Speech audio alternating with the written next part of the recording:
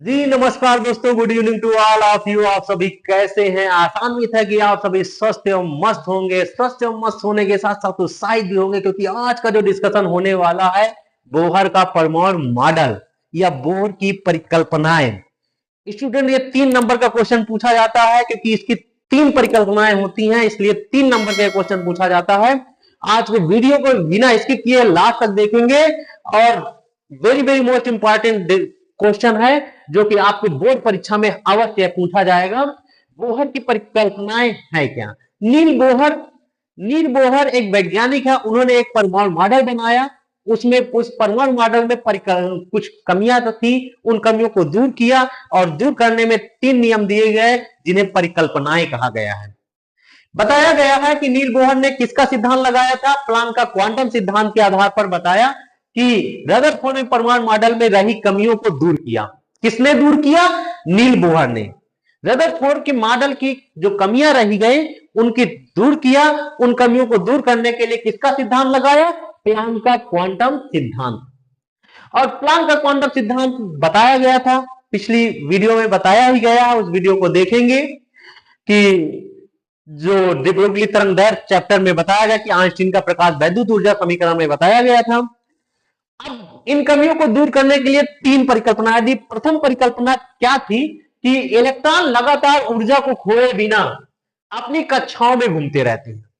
अपनी कक्षाओं में घूमते रहते हैं। प्रत्येक कक्षा की ऊर्जा निश्चित रहती है और ऊर्जा स्तर भी, जिनको जो ऊर्जा स्तर रहता है उसको क्या कहा गया? ऊर्जा स्तर कहते हैं। कहने का मतलब है प्रत्येक कक्षाओं की, जो जैसे ये कक्षक है, ये हमने यहाँ नाभिक बना देते हैं। नाभिक क्या होता है? धनावेशित होता है।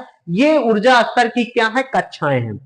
अगर ये पहला ऊर्जा स्तर है तो इसके एन बराबर क्या है? 1 मतलब के एल एम एन कक्ष। और दूसरी कक्षा की क्या है? दूसरी, इसको एल से डिनोट किया गया है, जो एन बराबर दूसरे कक्षा के। ये तीसरी कक्षा के लिए है, ये चौथी कक्षा के लिए। तो बताया गया पहली परिकल्पना यही है कि इलेक्ट्रॉन लगातार ऊर्जा को खोए बिना अपनी कक्षाओं में घूमते रहते हैं। बिना ऊर्जा खोए बिना अपनी कक्षाओं में घूमते रहते हैं और इसी को क्या कहते हैं? ऊर्जा की निश्चित कक्षा कहते हैं। और जो कि ये क्या कहलाती है? ऊर्जा स्तर कहलाता है। दूसरी परिकल्पना क्या होती है? बताया गया कि इलेक्ट्रॉन केवल उन्हीं कक्षाओं में घूम सकते हैं जिनका इलेक्ट्रॉन केवल उन्हीं कक्षाओं में घूम सकते हैं जिनका कोणीय संवेग, कोणीय संवेग क्या होता है? एमवीआर होता है। क्या होता है? एमवीआर होता है कोणीय संवेग। जिनका कोणीय संवेग h/2 का पूर्ण गुणज हो। कहने का मतलब है केवल उन्हीं कक्षाओं में इलेक्ट्रॉन घूम सकते हैं जिनका कोणीय संवेग h/2 का पूर्ण गुणज होगा। अर्थात ये है एमवीआर बराबर NH/2। जहां ये n क्या है? एक पूर्णांक है, यह मुख्य क्वांटम संख्या अर्थात ऊर्जा स्तर को दर्शाता है। इसको कक्ष संख्या भी कह सकते हैं। n बराबर 1 2 3 4 कुछ भी हो सकता है, जिसे मुख्य क्वांटम संख्या या ऊर्जा स्तर या कक्ष संख्या कुछ भी कहा जा सकता है। तीसरी परिकल्पना क्या है? इलेक्ट्रॉन जो होते हैं निम्न ऊर्जा स्तर से उच्च ऊर्जा स्तर में जाते हैं। जैसे ये निम्न ऊर्जा स्तर मान लीजिए प्रथम है ऊर्जा स्तर, यहां पर इसकी ऊर्जा E1 है, और ये मान लीजिए ये दूसरा ऊर्जा स्तर यहां पर है जिसकी ऊर्जा क्या है? E2 है। ध्यान दीजिए, इलेक्ट्रॉन साधारणतः निम्न ऊर्जा स्तर में रहते हैं, निम्नतम ऊर्जा की कक्षाओं में रहते हैं। मतलब कि न्यूनतम जिससे कम से कम ऊर्जा स्तर होगा उस में इलेक्ट्रॉन रहते हैं।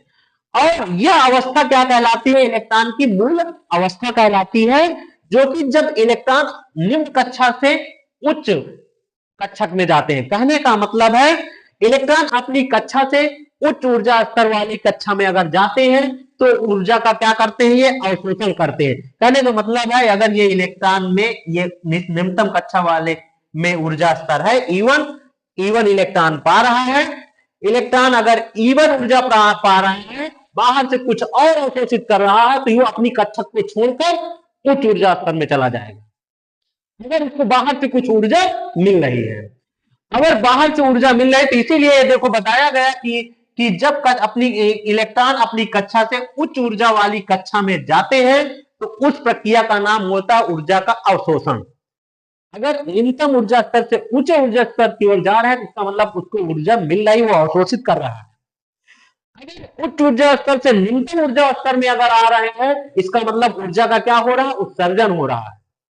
ऊर्जा का क्या हो रहा है, कमी हो रही है, उसके बाहर ऊर्जा निकल रही है तो उसके पास नहीं है, तो वो निम्नतम ऊर्जा स्तर। कहने का मतलब है, अगर ये देखो बताया गया कि कक्षा में जाते हैं तो उसका ऊर्जा का अवशोषण कहते हैं, जब इलेक्ट्रॉन अपनी निम्नतम कक्षा में जाता है तो उसका कहते हैं ऊर्जा का उत्सर्जन कहते हैं। यह प्रक्रिया तभी होती है जब इलेक्ट्रॉन एक कक्षक से छोड़कर दूसरी कक्षक में जाता है या एक ऊर्जा स्तर से दूसरी ऊर्जा स्तर में जाता है, और ये तभी होता है जब बाहर से कोई ऊर्जा मिलती है। और इलेक्ट्रॉन अगर अपनी कक्षक को छोड़ता है तो वो कितने सेकंड तक उच्च ऊर्जा स्तर में रह सकता है, वो आपको बताया गया है। 10⁻⁸ तक ही वो उच्च ऊर्जा स्तर में रह सकता है, और उसके अंदर ही पुनः अपनी निम्नतम ऊर्जा स्तर में वो प्रवेश कर जाएगा।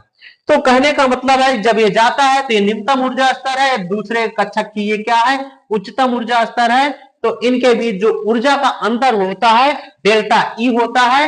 ये डेल्टा ई बराबर क्या होता है, E2 माइनस E1, और ये ऊर्जा कितनी होती है, एच अपान एच होती है। इसको ये भी कह सकते हैं डेल्टा ई बराबर क्या होता है, E2 माइनस E1 बराबर, इसको हम एच लिख सकते हैं। और चूंकि न्यू बराबर क्या होता है, सी अपान लेमडा होता है, इसलिए delta E equal to E2 minus E1 बराबर एच सी अपान लेमडा, ये भी कह सकते हैं। यही बोहर की 3 परिकल्पनाएं हैं, या बोहर का परमाणु मॉडल है। स्टूडेंट, आप लोगों को अगर समझ में आ गया हो तो इसको नोट कर लेते हैं, और वीडियो को लाइक करिए अगर समझ में आ रहा हो, और दोस्तों के पास शेयर करिए। आज का डिस्कशन यहीं से समाप्त करते हैं। आपके 3 नंबर यहीं से पक्के होते हैं। Thanks for watching this video.